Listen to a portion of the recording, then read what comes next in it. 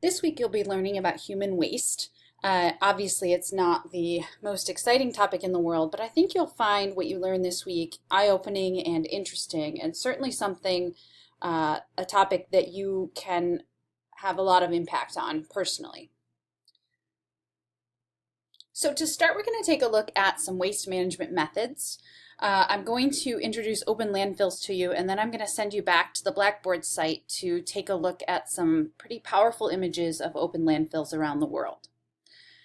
So an open landfill is a landfill where trash is just dumped in an open, unlined pit, or even just on the ground. So as you see here on the right, this is an open landfill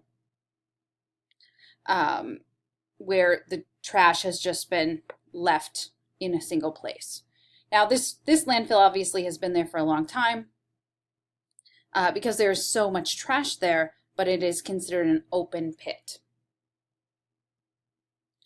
A lot of the time, these open pits get to be either an eyesore or start to get too large, and so often they'll be burned by by municipalities. And unfortunately, this is where 40% of the world's trash, or this is how 40% of the world's trash is disposed of.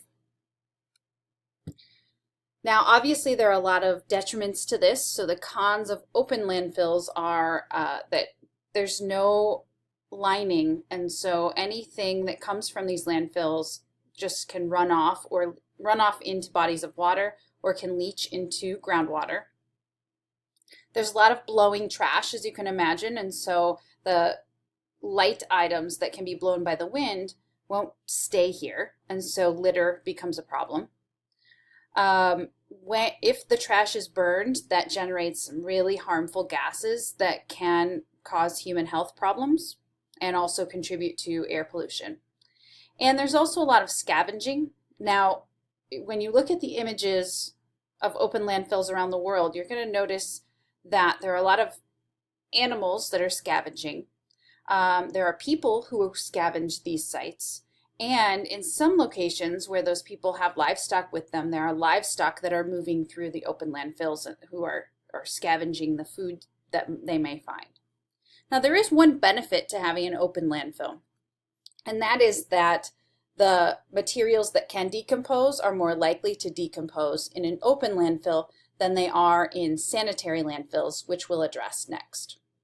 Now, one quick note about open landfills is that prior to probably the 1950s, maybe even longer than that, all of the landfills in the United States were open as well.